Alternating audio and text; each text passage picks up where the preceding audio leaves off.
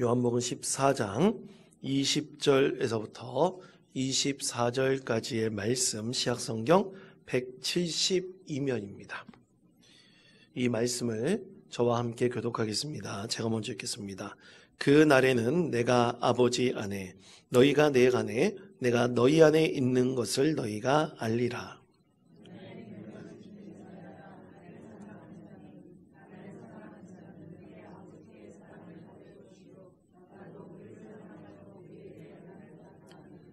가롯인 아닌 유다가 이르되 주여 어찌하여 자기를 우리에게는 나타내시고 세상에는 아니하려 하시나이까.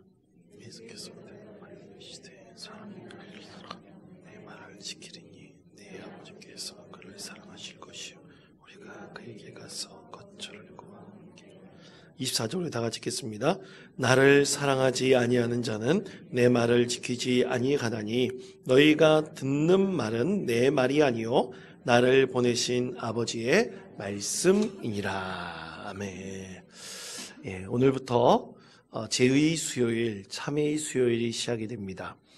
영어로서 제의 수요일은 아쉬 웬스데이 이렇게 부릅니다. 아쉬라는 말이 이 제라는 뜻이죠. 근데 여러분, 제는 아무 제나 이렇게 사용하면 되는 걸까요? 여러분, 제단에 성경 말씀에 보면 성전 제단 주변에 뭐가 있었냐면 제가 있었어요. 그래서 전에도 한번 말씀드린 적이 있었지만 부정한 여인에 대해서 밝힐 때 성전에 있는 그 제를, 소재를 태워서 드린 그 제를 쓴 물을, 그 제의 물을 먹어서 혹시 넓적다리가 붓거나 배가 부어서 배탈이 나면 그 여인은 무슨 여인입니까? 부정한 여인이었죠. 그런데 아무 것이 없으면 그녀의 부정함은 이제 밝혀지는 거예요. 그래서 남편이 마음대로 자기 아내를 부정한 여인으로 의심했던 의심의 병은 사라져버려야 됩니다. 공식적으로 제사장 앞에서 그것이 정결하다고 인정받기 때문이죠. 그래서 성전에 그 제들이 있습니다. 그러면 우리가 말하는 이 제의 수요일에서 이 제는 과연 무엇일까? 성전 주변이 없는데 이 제는 과연 무엇일까요? 그것은 여러분, 예수님께서 예루살렘 성에 입성하실 때 많은 사람들이 나와서 무엇을 흔들었습니까? 종려나무 가지를 흔들었죠. 그렇죠? 이 제는 종려나무를 태워서 만든 제입니다. 그 제를 사용하여 초대교회 때부터 우리가 진정한 회개, 진정한 하나님의 은혜를 얻기를 위해서 제의 수요일에 그렇게 제를 사용하여 회개하였다라고 합니다. 그럼 제의 수요일의 의미는 무엇일까? 그것은 슬픔과 회개를 상징합니다. 따라해 주시기 바랍니다. 슬픔과 회개. 그럼 왜 슬픔입니까? 무엇에 대한 슬픔입니까? 여러분, 이 슬픔은 우리가 하나님 앞에 내 죄를 고백을 하잖아요. 용서함을 받지 않습니까? 그러면 용서함을 받을 때 진정한 회개, 진정한 용서를 해달라고 눈물을 흘리며 죄를 뒤집어 쓰고 회개의 기도를 드리는 것을 말을 합니다. 여러분, 회개하실 때 눈물로 회개하신 분 있습니까?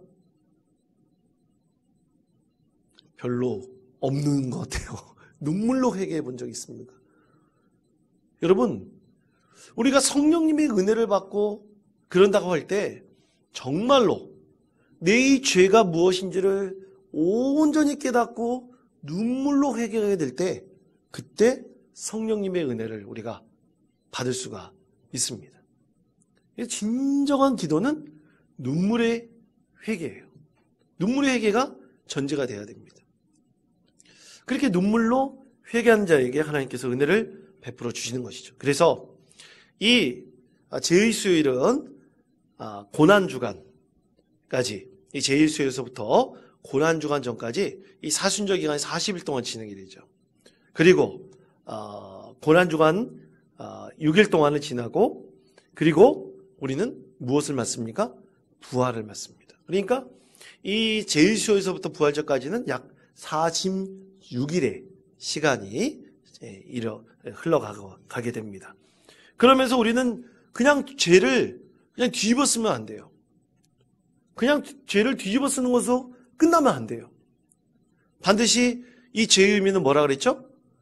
슬픔과 회개라 그랬습니다. 그러니까 슬픔과 회개하는 마음을 가지고 이 사순절 기간 또 고난주간에 경건한 마음으로 우리가 늘 하나님께 회개해야 되죠. 그럼 무엇을 회개하느냐? 여러분, 사람은 이상하게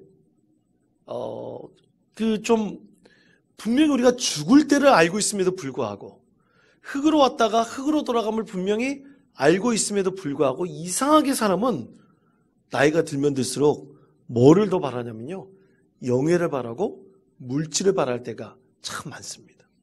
오히려 그것을 내려놔야 되는데 그렇지 못해요. 그래서 우리 그리스도인들이 진정으로 회개해야 될 하나의 주제를 우리가 삼는다면 오직 이 세상에서의 누릴 우리가 흙으로 돌아가지 않습니까? 육신은 다 흙으로 돌아가 봐요.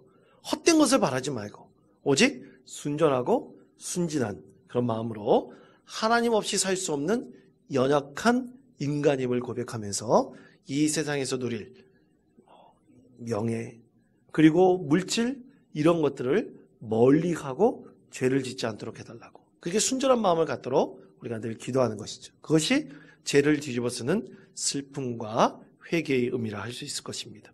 이 제2수요일에는 특별한 풍습이 있어요. 오늘이 수요일이죠.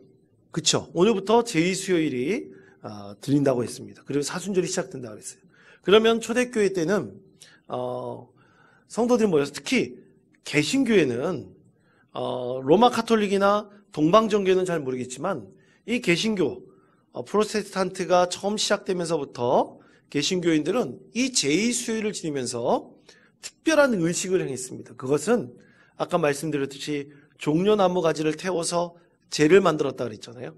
그 제를 가지고 수요일날 제2수요일 예배를 드리면서 참회의 수요일이라고도 합니다. 제2수요일 예배를 드리면서 성도들에게 목회자가 이마에 십자가를 그려주는 거예요. 십자가를 그려주는 것입니다. 예전에 제가 청소년부를 맡을 때 한번 그것을 해봤어요. 근데 종려나무는 구할 수가 없잖아요. 그래가지고 그냥 재를 가지고 이렇게 숯불 있죠? 숯을 가지고 재를 그렸어요. 애들이 그냥 싫다고 난리가 났습니다. 왜 이마에 그리냐고. 그래서 그랬죠. 만약 안 하면 너희 이마에 매직으로 그려버린다. 사실 강제적으로 어떻게 그 의미를 알게 할 수 있겠습니까?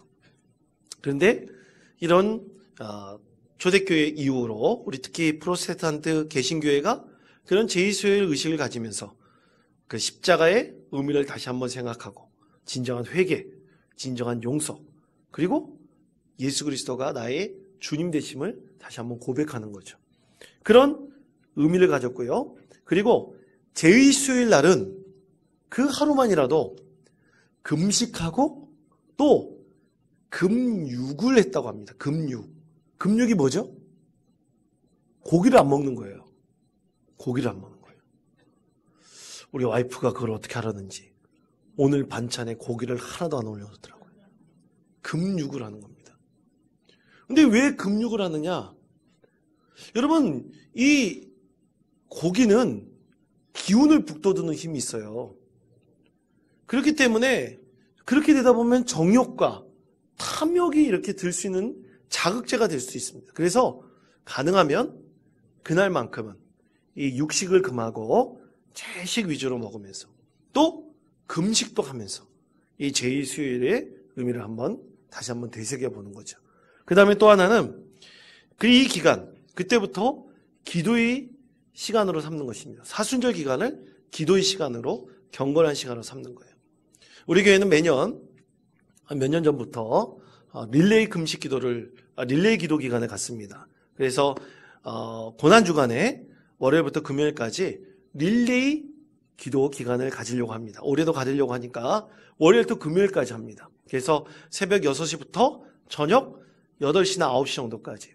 왜냐면 또 너무 늦으면 또 하루 그 다음날 일과를 시작하기 힘드니까 이제 릴레이 기도 주간을 가지려고 합니다. 그때 여러분은 가능하면 한 끼라도 금식을 하시면서 또 여러분이 원하는 시간에 다 채워주셨으면 좋겠어요. 그 릴레이 금식, 기도 그 자리를 다 채워주셨으면 좋겠습니다. 그런데 집에서는 안 했으면 좋겠어요. 가능하면 교회 나와서 했으면 좋겠어요. 처음에 집에서 하시라 그러니까 잘 안 해요. 그러니까 가능하면 여러분이 교회에 나와서 여러분이 원하는 시간에 꼭 기도하셔서 기도가 끊이지 않도록, 그리고 중보적 기도 제목도 나눠 드리려고 합니다. 그래서 그 기도를 통해서 우리 하나님께서 얼마나 우리 심령을 정결하게 하는지 그렇게 기도의 시간을 가졌으면 좋겠습니다. 이 제2수요일은 왜 죄를 또 뒤집어 쓰느냐? 이 초대교회 이전부터 그 죄에 대한 이 기원이 있어요. 예를 들어서 여러분 성경 말씀에 보면 죄를 뒤집어 쓰고 회개하는 성경 말씀들이 굉장히 많이 있죠. 하나의 예를 든다면 요나가 니느웨 성에 회개를 선포하지 않습니까? 유대인이 아니지만 이방 족속이지만 회개를 선포했을 때 그들이 어떻게 해요? 하나님의 그 회개의 선포의 말씀을 듣고 니느웨 성에 있는 모든 사람들이 다 뭐를 합니까? 이 세마포 옷이나 이 옷을 입고 그 다음에 머리에 죄를 다 뒤집어 쓰고 니느웨 성에 있는 사람들이 회개를 하죠. 또 예수님께서도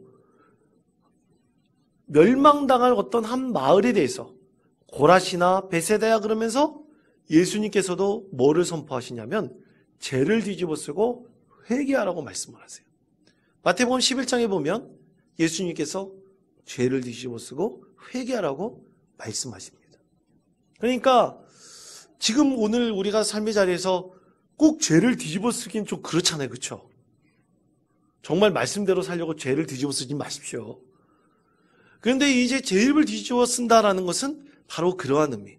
진정한 회개를 위해서 우리가 흙으로 돌아온 미천한 존재이므로 다시 이 세상의 끝이 있을 때, 우리의 삶의 끝이 있을 때 죄로 돌아가는데, 헛된 인생 가운데 죄대 이 죄가 된 그 인생으로 다시 돌아간다는 것을 생각하면서 진정한 하나님의 은혜와 소망과 사랑 가운데 거하는 믿음의 삶을 산다는 것이 바로 이 죄의 수요일의 기원이라 말할 수 있을 것입니다. 제가 과거에 봤던 영화를 가끔 감동이 있어서 볼 때가 있어요. 여러분에게도 한번 소개시켜드린 영화가 있는데 벤자민 버튼이 시간은 거꾸로 간다라는 영화가 있습니다. 저 종종 볼 때가 있어요. 왜냐하면 이상하게 그 말씀을 준비한다거나 그리고 이제 기도하는 마음이 갑자기 들 때 이상하게 감성적으로 맞는 이 문화 콘텐츠를 좀 고를 때가 있습니다. 근데 제가 벤자민 버튼이 시간에 거꾸로 간다라는 그 영화를 종종 보면서 내 자신을 돌아보고 그랬던 것은 사실 말씀은 아니에요. 그런데 그 영화 자체가 인생이 결국 어떻게 끝으로 가야 되느냐를 말해주고 있는 것 같아요. 그 영화의 전체적인 내용이 보면 그거예요. 여러분 사람이 태어나가면 태어날 때 갓난아기로 태어납니까? 뭘로 태어납니까? 당연히 갓난아기로 태어나서 점점 커나가고 그리고 청년이 되고 나중에 늙잖아요. 근데 이 벤자민 버튼은 거꾸로 태어났어요. 쭈글쭈글한 늙은 할아버지로 태어났어요. 부모가 깜짝 놀라요. 그것을 보고.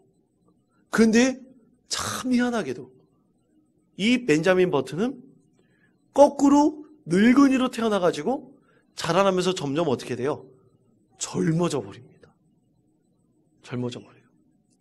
근데 많은 인생의 우여곡절을 겪고 인생의 경험을 해요. 근데 마지막에 이 벤자민 버튼을 죽을 때 뭘로 죽습니까? 거꾸로 늙은이로 태어났다 그랬잖아요. 죽을 때는 뭘로 죽냐면 갓난 아기로 죽어요. 근데 그 갓난 아이가 죽을 때 눈을 탁 감는 모습이 너무나 순수해요. 순전해요. 여러분 갓난 아기들이 무슨 생각이 있겠습니까? 죄를 짓겠습니까? 그런데 그 영화를 보면서 우리가 육신이 정말 흙으로 만들었다가 흙으로 돌아간다는 것은 그 순전한 그때 그 본질로 돌아간다는 거거든요.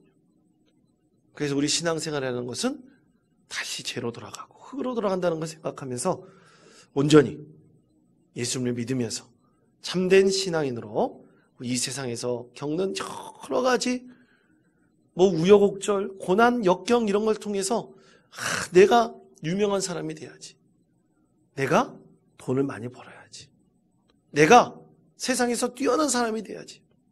이런 탐욕과 욕심으로 사는 것이 아니라 진정한 주님을 닮아가는 모습으로 살아야 된다. 순전한 모습으로 살아야 된다는 것을 그 영화를 통해서 다시 한번 깨닫게 되었던 것입니다. 여러분, 그러므로 우리 그리스도인들은 참된 신앙이 된다는 것은 나이가 들면 들수록 더욱더 우리 인생 가운데 드는 죄된 마음, 욕심을 버리고 오직 누구께로 갈 준비를 해야 되는 겁니까? 하나님께로 갈 준비를 해야 되는 거예요. 그래서 우리 육신이 다 태워서 없어져 버리는, 그저 흙으로 돌아간다는 것을 생각하면서 진정한 순수한 마음으로 늘 하나님을 바라보는 믿음 가운데 거해야 될 것이라고 믿습니다. 여러분, 그래서 제2수요일, 참회의 수요일은 이런 여러 가지 의미들을 담고 있습니다. 그것을 생각하면서 여러분, 이 사순절 기간이 시작되었습니다. 진정으로 경건하여 하나님 뜻을 온전히 이뤄갈 수 있는 믿음의 성도들 되시기를 바랍니다. 자, 그렇다면 우리는 오늘 말씀 제목에 보면 너희가 알리라 그랬어요. 누구에 대해서 하는 것입니까? 예수님에 대해서 하는 거예요. 여러분, 신앙생활은 하나님에 대해서 하는 것입니다. 믿습니까? 신앙생활은 예수님에 대해서 하는 것입니다. 그리고 신앙생활은 누구에 대해서 하는 것이냐? 성령님에 대해서 하는 거예요. 그렇게 알아가는 것이 신앙생활입니다. 평생 그렇게 주님과 하나님과 예수님에 대해서, 우리 성령님에 대해서 알면서 끝나는 것이 우리 인생이에요. 그것이 주님과 동행하는 것입니다. 자, 그러면 우리 하나님, 이 땅에 오신 하나님의 아들 예수 그리스도, 그분은 과연 누구인가? 그것에 대해서 알아야 돼요. 근데 여러분, 그런 생각한 적이 있지 않으세요? 많은 분들이, 특히 처음 신앙생활을 시작하는 분들이 의문을 갖는 것이 있어요. 어떻게 예수님이 하나님의 아들이지? 하나님은 신인데 신이 인간과 결혼해가지고 애를 낳았다는 얘기인가? 여러분, 그렇게 생각할 수가 있습니다. 여러분, 한 번도 그렇게 의심해 본 적이 없습니까? 제가 이상한 건가 보군요. 여러분, 믿음 생활 처음 시작한 사람들 그런 생각 분명히 가질 수가 있어요. 근데 우리는 믿음을 강요해, 자꾸만. 여러분, 믿음은 강요돼서 생기는 것이 결코 아닙니다. 이해하고 깨닫고 주님의 은혜를 경험해야지 믿음이 생기는 거예요. 절대로 믿음은 억지로 생기는 것이 아닙니다. 그렇기 위해서 우리는 더욱더 예수님에 대해서 알아야 되고, 왜 교회에서 목사님이 설교할 때나 또 가르칠 때 예수님을 하나님의 아들이라고 얘기를 하는가? 아니, 하나님이 인간과 결혼해서 아기를 낳은 것도 아닌데 왜 하나님의 아들이라고 얘기를 하는가? 그것에 대해서 우리는 분명히 알아야 됩니다. 자, 그렇다면 오늘 제2수요일, 참회의 수요일, 오늘 말씀을 통해서 예수님에 대해서 알려면 우리는 과연 어떻게 해야 될지 오늘 성경 말씀에서 세 가지로 우리에게 말씀하고 있습니다. 우리가 예수님에 대해서 알려면 과연 어떻게 해야 될까? 첫 번째, 예수님 안에 거해야 합니다. 우리 저를 따라해 주시기 바랍니다. 예수님 안에 거해야 합니다. 예수님 안에 거해야 합니다. 아멘. 자, 요한복음 14장 20절 말씀 다 같이 한 목소리로 읽겠습니다. 내가 아버지 안에 거하고 아버지는 내 안에 계신 것을 내가 믿지 아니하느냐? 스스로 하는 것이 아니라 아버지께서 내 안에 계셔서 그의 일을 하시는 것이라. 아멘. 여러분, 이 말씀도 되게 이해가 가지 않아요. 어렵습니다. 내가 아버지 안에 거하고 아버지는 내 안에 계신다. 이것은 하나의 명제예요. 정의예요. 예수님께서 말씀하신 정의입니다. 하나님께서 예수님 안에 거하고 예수님도 누구 안에 거하신다고요? 하나님 안에 거하신다. 그 뜻은 무슨 뜻입니까? 하나님과 예수님은 어떤 분이라는 거예요? 동일하신 분이라는 겁니다. 동일하신 분. 하나님과 예수님은 동일하신 분이다. 그런데 이 하나님과 예수님께서 동일하시다는 것, 이거는요, 예수님께서 분명히 말씀하셨지만 초대교회 때부터 지금 현재 이르기까지 계속해서 논쟁적으로 일어나고 있는 하나의 주제예요. 계속해서 논쟁이 일어나고 있습니다. 왜냐하면 이해가 안 가는 부분들이 분명히 많이 있거든요. 이것에 대해서 빌립보서 2장 5절에서부터 8절까지 말씀은 바울 사도가 복음을 증거하면서 빌립보 교회 성도들에게 신학적으로 얘기한 말씀이 있어요. 그것이 빌립보서 2장 5절에서부터 8절까지 말씀인데 다 같이 한 목소리로 읽겠습니다. 너희 안에 이 마음을 품으라. 그는 근본 하나님의 본체시나 하나님과 동등됨을 취할 것으로 여기지 아니하시고 오히려 자기를 비워 종의 형체를 가지사 사람들과 같이 되셨고 사람의 모양으로 나타나사 자기를 낮추시고 죽기까지 복종하셨으니 곧 십자가에 죽으심이라. 아멘. 빌립보 성도들에게 바울 사도가 그 교회 안에서 일어나고 있는 여러 가지 갈등의 문제, 그 문제들을 알고 오늘 이 빌립보서 2장 5절 말씀에서 너희는 그리스도의 마음을 품어라. 너희 안에 그리스도의 마음을 품으라고 했어요. 여러분은 그리스도께서 지니셨던 마음을 여러분도 똑같이 가지십시오. 먼저 이것을 전제하고 있어요. 그럼 그게 무슨 뜻이냐? 여러분,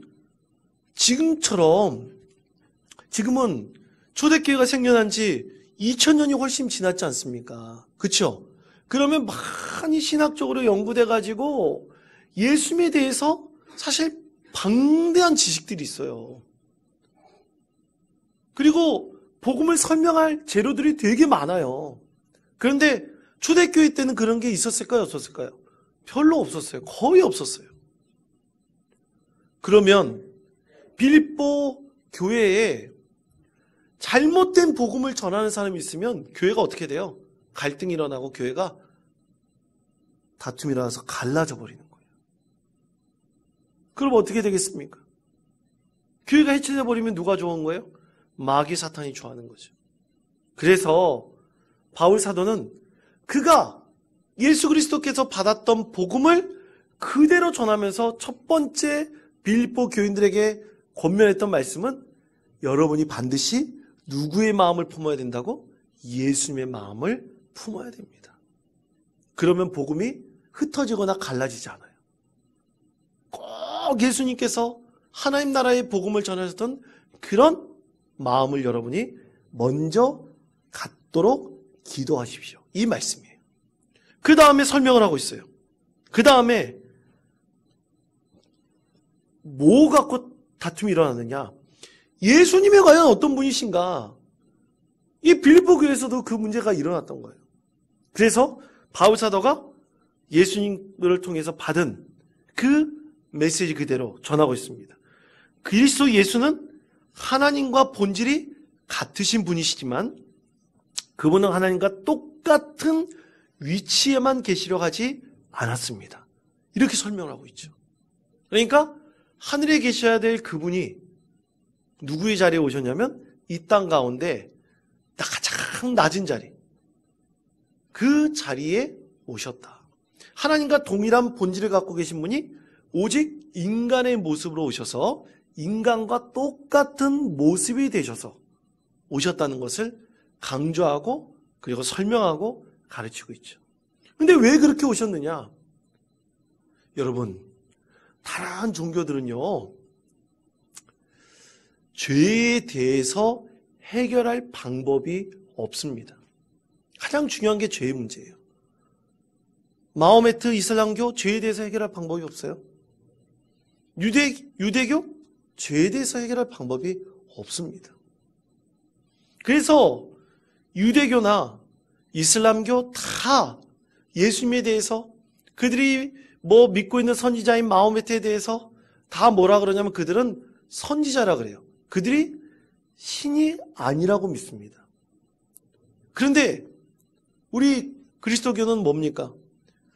신실 하나님께서 직접 인간의 몸을 입고 오셨어요. 그래서 인간의 몸을 입고 오셨다는 것은 뭐냐면 인간이 범하고 있는 모든 죄의 문제를 해결할 수 있는 가장 중요한 방법을 바로 예수님을 통해서 이루셨다는 뜻입니다. 그래서 우리가 예수님을 믿으면 어떻게 돼요? 우리의 모든 죄된 것들은 사하여질 수도 있고 그리고 하나님께로 갈 수 있는 구원의 길이 열린다고 우리는 믿고 있는 거예요. 그런 도식이 형성되는 것입니다. 그래서 예수님께서 그 하나님 되신 그분이 이 땅 가운데 오셔서 진정한 하나님이시고 진정한 인간이 되셨다는 거예요.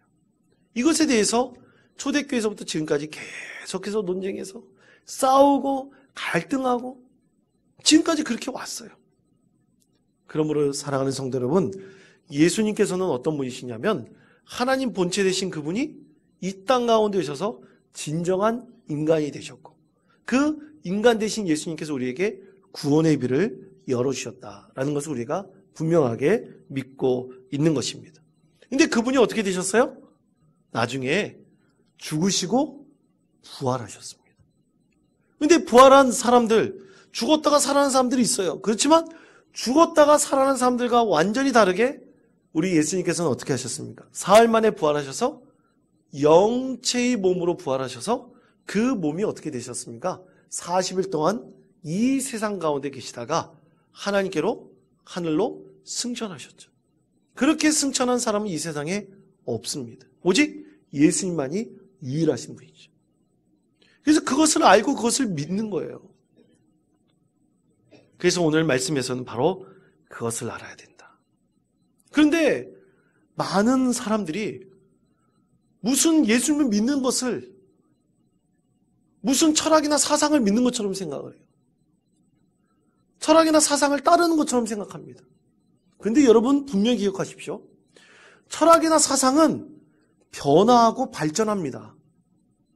그런데 우리 믿음은 변화하고 바뀌어요? 아니에요. 오직 믿음은 변하거나 퇴보하지 않습니다. 예수 그리스도를 믿는 믿음은 오직 하나예요. 그러므로 여러분 절대로 어떤 사상이나 철학과 예수를 믿는 것과 동일하게 생각하시면 안 됩니다. 그 믿음이 바로 우리 가운데 있는 것이죠. 두 번째는 이것입니다. 예수님을 안다는 것은 예수님을 진정으로 사랑하는 것입니다. 예수님을 사랑하는 거예요. 자, 요한복음 14장 21절 말씀 다 같이 한 목소리로 읽겠습니다. 나의 계명을 지키는 자라야 나를 사랑하는 자니 내 아버지께 사랑을 받을 것이요 나도 그를 사랑하여 그에게 나를 나타내리라. 아멘. 예수님을 사랑한다는 것, 그것은 뭡니까? 계명을 지키는 것이라고 말씀하고 있죠. 그럼 예수님의 계명은 뭡니까? 마태복음 22장 37절에서부터 40절까지 말씀입니다. 다 같이 한 목소리로 읽겠습니다. 예수께서 이르시되 내 마음을 다하고 목숨을 다하고 뜻을 다하여 주 너의 하나님을 사랑하라 하셨으니 이것이 크고 첫째 되는 계명이요 둘째도 이와 같으니 그의 이웃을 내 자신같이 사랑하라 하셨으니 이 두 계명이 온 율법과 선지자의 강령이니라. 아멘. 자, 여러분 너무나 잘 아시잖아요? 하나님 사랑과 이웃 사랑의 계명을 지키라. 이것이에요. 그래서 계명을 지킨다는 것은 실천하는 것을 말합니다. 말로만 하는 것이 아니에요. 계명을 지킨다는 것은 뭐라고요? 삶에서 실천하는 거예요. 하나님 사랑합니다. 부르짖기만 하면 안 되는 거예요. 뭐예요? 하나님 사랑하는 내 마음을 가지고 실천해야 됩니다. 이웃 사랑합니다. 말만 하면 안 돼요. 그 마음을 가지고 이웃 사랑을 실천해야 돼요. 그것이 예수님을 뭐 하는 거라고요? 사랑하는 것이다 라고 말씀하고 있습니다. 그러니까 그리스도인들이 예수님을 사랑한다고 말만 하면 안 돼요. 우리가 가끔 금요 겟세마네 기도에 모여서 기도할 때 예수님 이름으로 당신을 사랑합니다 그래요. 그렇죠? 금요 겟세마네에 안 나오신 분들은 모릅니다. 가끔 해요. 근데 진정으로 사랑한다 라는 마음을 가지고 표현해야 되는 거예요. 그렇지 않으면 아무 소용이 없어요. 그냥 형식적인 말로 표현하는 것밖에 되지 않습니다. 그러면 그렇게 실천하기 위해서 우리는 뭘 해야 돼요? 세 번째가 있습니다. 예수님을 반드시 믿음으로 고백해야 됩니다. 저를 따르시기 바랍니다. 예수님을 믿음으로 고백해야 됩니다. 예수님을 믿음으로 고백해야 됩니다. 가장 중요한 결론이 이거예요. 예수님을 어떻게 하라고요? 믿음으로 고백해야 됩니다. 누구로 고백하는 거예요? 나의 주님으로 고백하는 거예요. 근데 이게 없으면 아무 소용이 없어요. 아무런 소용이 없습니다. 과거에 우리 교회가 이제 지금 코로나 이후로 이 트레스티아스 여러 하는 단체들이 이제 좀 멈춰버렸어요. 제가 요즘에 기도하면서 트레스티아스를 다시 할 수 있는 우리나라에 굉장히 트레스티아스가 많거든요. 기도하면서 우리 교회가 과연 의탁해서 훈련받을 수 있는 곳을 찾고 있습니다. 여러분도 기도해 주십시오. 3박 4일 동안 트레스티아스 갔다 오신 분들, 그 트레스티아스에서 참 많은 은혜를 받거든요. 마지막에 이 트레스티아스, 우리 예수님께서 죽으시고 부활하신 그것을 재현하면서 예수님의 은혜를 경험하고 십자가상에서 밑에 있었던 죄인됨을 고백하면서 우리는 뭘 하는 거예요? 성령님의 은혜를 경험하면서 예수님께서 진정한 나의 주님이시구나라는 것을 알게 되거든요. 그러면서 그 전에 트레스티아스 하면서 우리는 그 트레스티아스에서 강의를 로요라고 해요. 통나무가 굴러가는 것을 로요라 그러는데 그 굴러가듯이 말씀을 듣는 거예요. 그러면서 마음문을 여는 겁니다. 교회에 대해서 알고, 예수님에 대해서 알고, 성령님에 대해서 알고, 또 믿음에 대해서 알고, 구원에 대해서 알고, 여러분 그런 것들에 대해서 알게 되면서 마음을 열고 그 결론 마지막에는 성령님의 은혜를 경험하면서 내가 죄인됨을 고백하면서 진정으로 주님을 영접하게 되는 거죠. 그렇지 않고서는 믿음이 없고서는 우리는 진정으로 하나님의 뜻을 행할 수 없습니다. 믿음이 없이 행하는 것은 다 뭐냐면 헛된 거예요. 자기를 위한 겁니다. 그러므로 사랑하는 원터교회 성도 여러분, 반드시 뭐를 가져야 된다고요? 예수님을 믿음으로 고백해야 됩니다. 그것이 가장 중요한 거예요. 예수님을 믿음으로 고백하면서 기도할 때 반드시 성령님께서 우리의 행할 길을 알려주시고 우리가 반드시 무엇을 교회를 통해서 이룰지 그 비전을 보여주실 것입니다. 믿음이 없는 사람들은 모릅니다. 알 수가 없어요. 왜냐하면 하나님께서 그를 통해서 역사하지 않기 때문입니다. 그러므로 사랑하는 성도 여러분, 반드시 예수님을 나의 믿음으로 주님으로 고백할 수 있는 믿음의 성도 되시기를 바랍니다. 예전에 섬기던 교회에서 알파코스 훈련을 진행할 때입니다. 이 15주 동안 진행을 해요. 15주 동안 진행하면서 마지막 영성수련회가 있습니다. 근데 보통 영성수련회 알파코스에서는 1박 2일을 가라 그러는데 교회 사정이 잘 안 돼서 하루만 할 때가 있어요. 그런데도 그 안에서 은혜를 경험하는 경우가 굉장히 많이 일어납니다. 그러면서 마지막에는 그 알파코스 끝에 은혜를 받은 분들에 대한 간증을 하도록 해요. 간증을 할 때 그분들이 참 간증이 너무나 귀합니다. 지금까지 15주 동안 지내왔던 모든 시간이 결코 헛된 시간이 아니며 우리 예수님께서 내 안에 계시다고 살아계신다는 것을 내가 굳건히 믿는다는 것. 우리 삶의 자리에서 여러 가지 어려움이 있어요. 곤란함이 있어요. 그런데도 소망이 있으니까. 믿음으로 갖는 소망이 있으니까 이제 예전에는 불안하고 두렵고 그랬는데 이제는 그렇지 않겠다. 그래서 간증해서 참으로 예수님을 믿는 것을 고백하는 귀한 은혜를 나눌 때 알파코스 다 끝난 다음에도 믿음이 형성되지 않는 분들이 있을 수 있어요. 그런데 그분들이 어떻게 되냐면 도전받아요. 도전받고 기도하는 사람으로 변하고 전도하는 사람으로 세워지고 하나님 나라를 구하며 선교하는 믿음을 갖는 것을 소망하는 귀한 그리스도인으로 변화되는 것을 참 많이 보았습니다. 사랑하는 성도 여러분, 가장 먼저 우리는 무엇을 믿어야 됩니까? 예수님을 믿음으로 고백해야 됩니다. 그리고 그 전에 우리 예수님 진정으로 사랑하는 마음을 갖기를 늘 구하며 하나님 앞에 죄를 뒤집어쓰고 회개하는 영혼이 될 때 반드시 하나님께서 우리 가운데 은혜를 베풀어 주실 것입니다. 이런 믿음의 사람으로 여러분 거듭나며 이 제2수요일, 참회의 수요일 진정으로 예수님이 어떤 분인지 다시 한번 깨닫고 믿음 가운데 거하는 복된 성도 되시기를 간절히 축원드립니다.